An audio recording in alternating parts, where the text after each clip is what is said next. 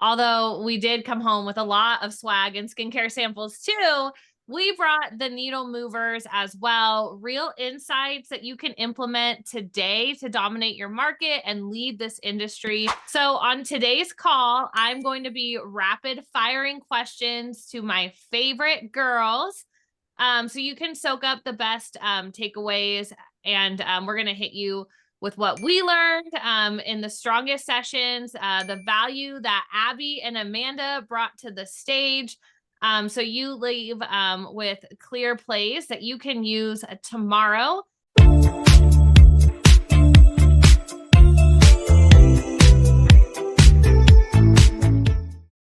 Our diamond girl, Abby, was on an AI panel. Abby, introduce yourself and tell us a little bit about that. I am Abby, obviously as a consultant here at Diamond Accelerator, and I was honored to be on a panel with my peers and colleagues to discuss AI and how it's going to be incorporated in our industry, right? And so what are the best what is your playbook for that? What is the best tech stack for that? How do you incorporate it? And truly, what is the future of AI and where to go? So we were able to break that down, and we had a great Q&A at the end, so it was a lot of fun. And Amanda, who absolutely crushed it on stage as well, talking about revenue per hour, injector profit playbook. Abby, of course, you joined her as well on that. And Amanda, tell us a little bit about yourself and what you talked about this weekend. Hi, guys. So I'm Amanda, for those of you who don't know.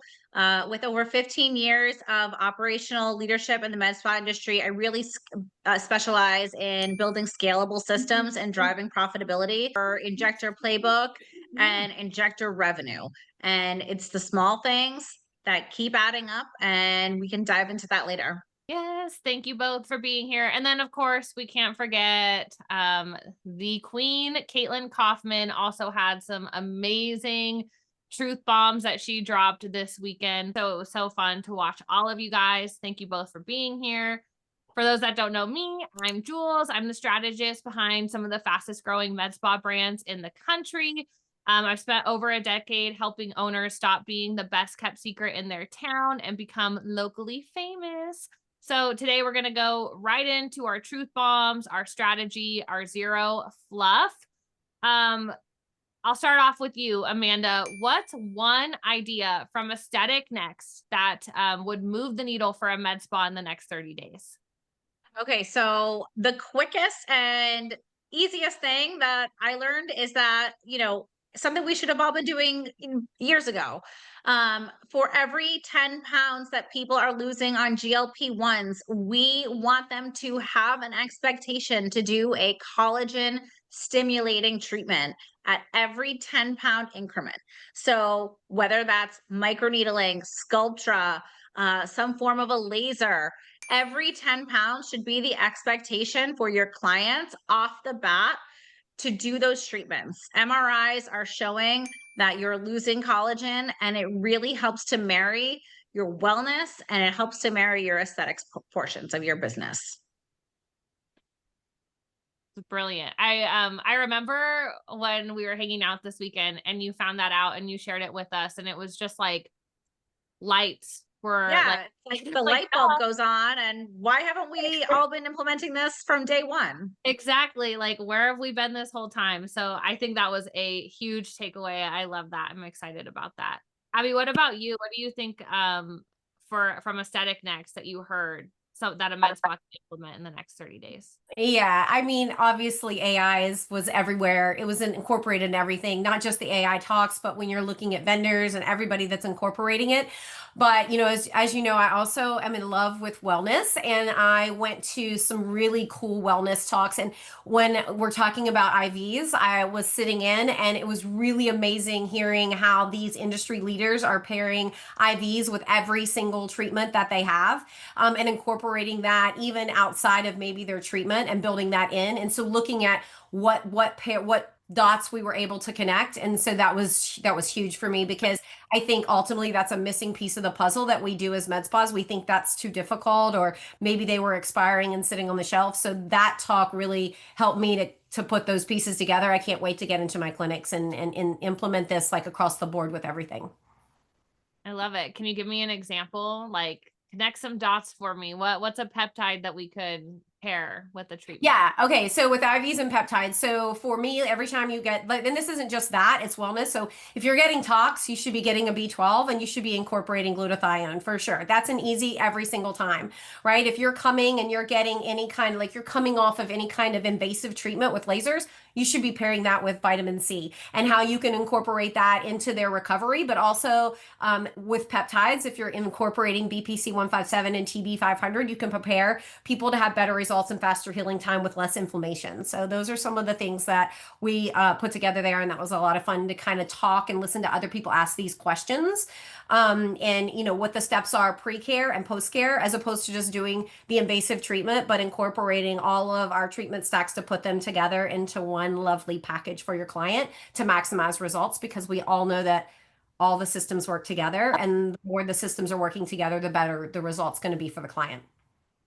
Yeah, I love it. It's like, I feel like everyone at Aesthetic Next did such a great job at showing us the journey, right? Like the journey from GLP-1s to Sculptra, right? Like, how do we get there at every 10 pounds kind of thing, right? The journey between aesthetics and peptides, and really holding your patient hand and walking them down that journey, but also marketing it too, right? Because a patient is going to come to you when they know that you can walk down that whole journey with you. So when you're able to really get in front of that, I just think that it did a really great job at walking down that journey, and then showing us how we can market that to your patients, right? Because everyone wants to know that they can walk down that journey with you, and you're going to get them to that end result. So when you're pairing all of the right things together, it's just, it's, a beautiful marriage, I'll say. Yeah, Right? absolutely. Absolutely. And we got a bunch of Instagram viewers. I'm gonna pause and shout everyone out. We have Balam Wellness is here. Hi, Dr. Zadie. Ginger, the Collective Med Spa. Thank you guys so much for joining on Instagram. Now let's pause and let's jump in to a couple AI questions for you, Abby. So the panel you were on, you guys were all heavy hitters in the AI roles right now that you're in with your practices. You all have your hands dirty. You're using AI every single day.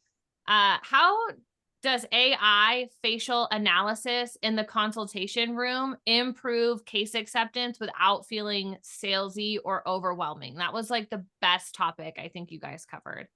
Yeah, it was really an honor to be on that panel with my colleagues and to hear their kind of interaction with it, and how we're just, like we're deep in it with ourselves and with our, with all of, our clients and things that we talk about. Now, we had a little disagreement on the panel about this, right? Some people, using AI, and is it going to replace our providers? I think that was one of the things that we really truly discussed. And we kind of came together in the end, and what we decided was, ultimately, yes, AI is there. It's there. It's able to do that. It has the capabilities to put together the big picture, and develop that. And there are apps out there, and there's different techniques and tech stacks that we can incorporate, which I am in love with. I'm a super fan of that. But what we all agreed on as well is that it doesn't replace the artistry of the provider. And I truly believe that ultimately it's a synergistic, relationship between provider to incorporating AI in that tech stack. So, for an example, imagine that you have a patient, a client that's coming in, and before they ever come in, we're utilizing AI and our technology to build out their before and afters. And now they're able to see, and it's customized to you and your treatment plans. And you build that out, because every clinic should truly have their consultation playbook and their treatment plan formula built out in order, and part of your onboarding training for all new providers. So we build that, we train AI to incorporate that into your clinic. And now they're getting a visual. You don't have to have that photo album on your iPad of all the before and afters of other people. I can now see what under eye filler would look like for me. I can now see what a skin rejuvenating treatment would look like for me. And ultimately, once you incorporate that, now your providers, and we all have them, right, that have a hard time putting that big picture together. We discussed on that panel how that can incorporate and enhance that procedure, and you're going to generate more revenue, because now your client is set up they're prepped, they're really ready to dive into all of your treatments and not just maybe that treatment that they think they need. And when you are able to utilize that in your consultation process, I mean, it's just a heavy hitter, right? It's going to take that down the road. And maybe they only do start with one thing, but now we're preparing them for our long-term journey with them as our client. And then utilizing AI on the back end for like our targeted patient outreach and hitting those clients again with those before and afters of themselves. I mean, that's just huge. 100%. Something that I was surprised you guys didn't cover as much on the panel that I know that you are extremely talented in is using AI to increase revenue per hour, right? Like we talk all the time about AI with our processes and our systems and making our lives easier, you know, on a day-to-day basis, but we don't really talk about it in the sense of how do we increase our average revenue per hour? Yeah, I think ultimately, well, first of all, let's think about it like this. You know, we want to be present with our clients. And the more that we're able to listen to them and engage with them and not have to be taking our notes and doing all of our pictures, if we're doing our before pictures before, if we have our AI note takers involved within our treatment process, we're able to be more present and listen to our clients and put that bigger picture together. There's a lot of things that we can utilize to make sure that we're actively engaged with our clients. And that was something we touched on it, you know, as a provider myself. I wish that I would have had these options back in the day when I'm sitting at the end of the day writing all of my treatment notes. But ultimately really being present with our clients to listen to their needs and wants and get them to the results they desire. Yeah, I love it. Using AI in like the consultation, right? And in your day to day, what safeguards should owners be looking for around like patient data, privacy, and accuracy when implementing that in their practice? Yeah, we did touch on this, and I think we actually spent a big bulk of time on this because it's really important. So guys, forget your practice, forget everything. You're using ChatGPT for everything. You've got to use the paid version, right? If you're using OpenAI and you're talking about patients, you're talking about financial numbers, that is not safeguarded for yourself nor for your clinic or your practice. So make sure that you are paying for that subscription. And you don't have to, and this was another thing we talked about, you don't have to have all 50 of them, right? Like find the ones that you like the best. You know, we all kind of had a disagreement of which ones we utilize the most and which ones we like the best.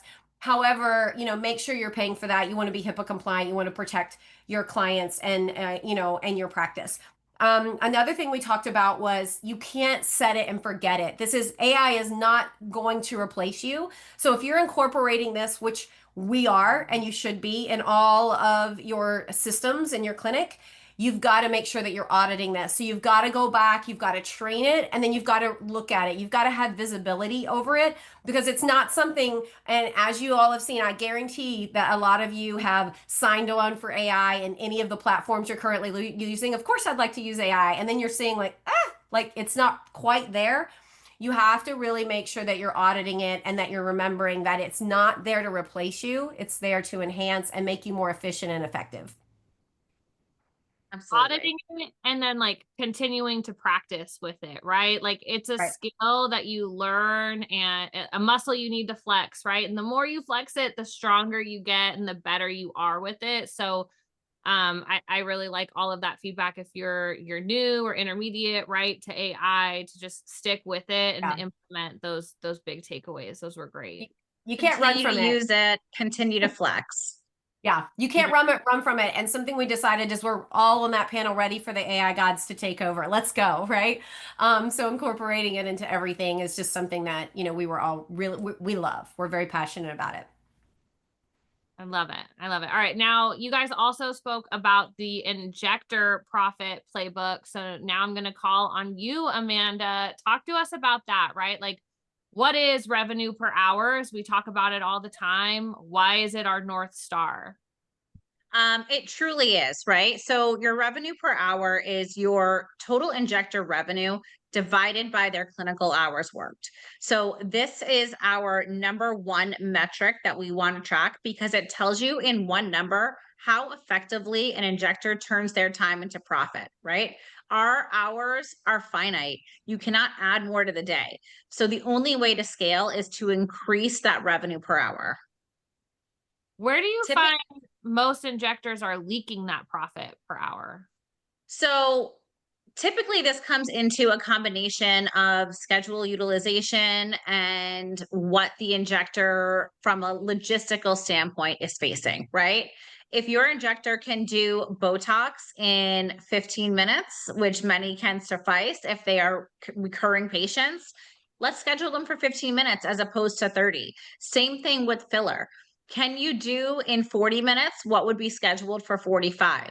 These are huge, huge leaks, essentially, right? We need to sequence the scheduling and optimization team from at your 48 hours when you're doing your confirmation calls. Are we making sure that, you know, Amanda, who is seen 4 times in the last year by the same provider, is scheduled for that 15 minutes as opposed to 30, or that we're booking for the right appointments? These are time killers. If you can get back 4 15-minute appointments a day and really open yourself up for one more hour, that is upwards of $1,000 in that next hour, as opposed to 45 minutes, then we have a 15-minute gap. This really is one of the biggest time killers. Same thing with numbing or any consents. Those all need to be done ahead of time before they're even in the room. How do you calculate revenue per hour correctly? Like, and then track it? Do you track it then weekly versus monthly to create the momentum that you're looking for? Yeah, absolutely. Monthly is way too long. So again, it's the clinical hours worked. And what we do is we take that revenue, whether it's daily, weekly, or monthly. Ideally, in a perfect world, my dream world, it's all three of the above. And we divide that revenue by the total clinical hours worked. So that's not excluding lunch. That's not taking into consideration a team meeting that we might have had. So it's really the client facing hours.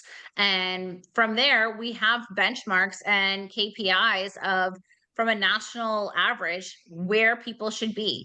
Under $500 an hour means you are underperforming.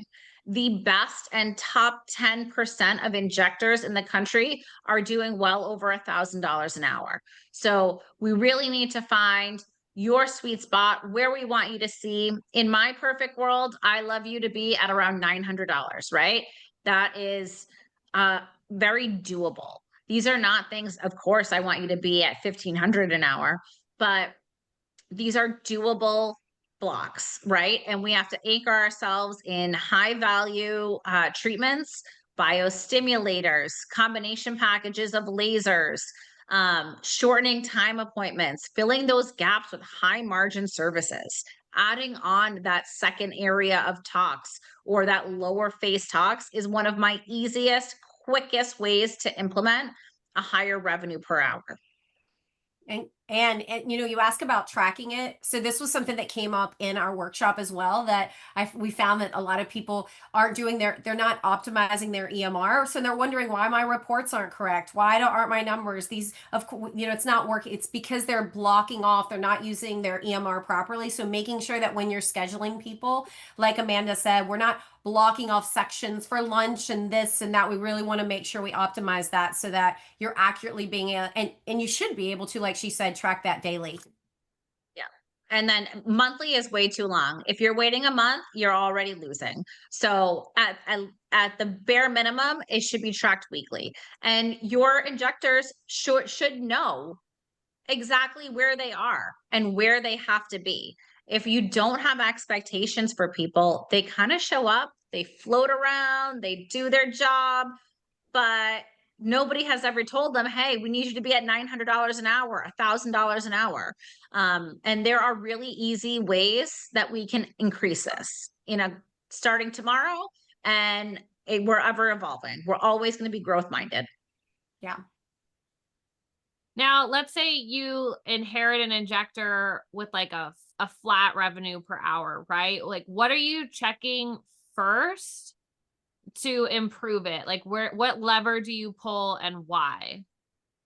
Yeah, I mean, the first thing I'm going to check is their average order value, right?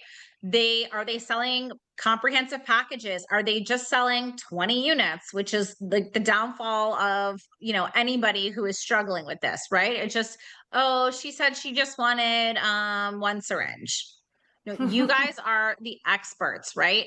And you need to have your number one, your authority building statement, who you are and why somebody should trust you and why somebody should listen to you. Are they having any add-ons, right? Are they adding on exosomes or PRP? Are they consistently being offered? What's their utilization, right? Are their books full? Are there gaps? Can we navigate that better? So what we want to do is have minimum booking rules, right? Are they 45 minutes? If your utilization is high, but your average is low, then we need to start getting package bundles together or plan sales. If prep or turnover is an issue, we need an SOP for that. And how do we delegate that? I like a good treatment plan formula. I mean, honestly, as a practitioner and a manager and all of that, that's something that I audit. So if my providers have clear expectations of what I expect of them at a new client consultation, then they're going to get there, right? If it's one of those things I see every day where they say, "Oh, I want you to do this or do better, do more, I want a higher revenue per hour." Well, let's give them the tools to do it. So a lot of times we have to look at our own practices and what our expectations are. So where are we going to start? Where are we going to go over the next 3 months? What are we going to do to maintain it? And then in micromanaging, what do I expect to see on every new client treatment plan or care plan? Even if they don't move that way, I want to see my providers prescribe it. And then I'm going to make sure that my management team audits that and that we're constantly giving training and working and building on it. Like Amanda said, you cannot wait till the end of the month to solve a problem. You're already behind. So setting those expectations, not only of what the revenue is going to be, but the formula to get there. And this goes for any KPIs that we set, right? Across the board. We're consistent. We're always talking about KPIs. My clients are like, Amanda, my God, like KPI, I get it. But your providers, whether it's an esthetician, whether it's an injector, they should know and have visualization where they are at all times in the month. So this is not a secret. We want them to know. Love your numbers, guys. Love your numbers. Mm-hmm. I love it. Well, we're getting close to the last 5 minutes here. So I want to also open the floor to some questions. Amanda, you have a question from Gary. What software do you recommend for tracking KPIs? So there are a number of them. There are different ways to utilize your EMRs that you already have. I am going to say 99%, depending on the EMR, that information is in there. If not, we have an amazing KPI tracker spreadsheet that we use internally, and it really puts fuel to the fire, and I can absolutely help you with that. Yes, I can share this. Awesome. I'll keep my eyes open for any other questions that might come in the chat or on Instagram. I want to add something about wellness, if that's okay. Can I jump in?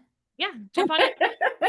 So another big takeaway from Aesthetic Next, and I thought the conference just did an amazing job of showing all areas that you would ever possibly need for your clinic. It wasn't just about if you're a provider, how to be better at that. It wasn't if you're an owner. It really encompassed. I mean, even walking around the vendor floor and seeing all of the things that you could source, and I get to meet a lot of those people. But what I saw in an amazing and a theme, and maybe Amanda and Jules, you saw the same, but I really felt like wellness was just packed into everything. I mean, I felt like everyone was kind of talking about it, and AI, but maybe I just saw that because those are two of my passions. But I think the bigger picture is like not just like Amanda was saying, how do you put those comprehensive packages together? And a lot of the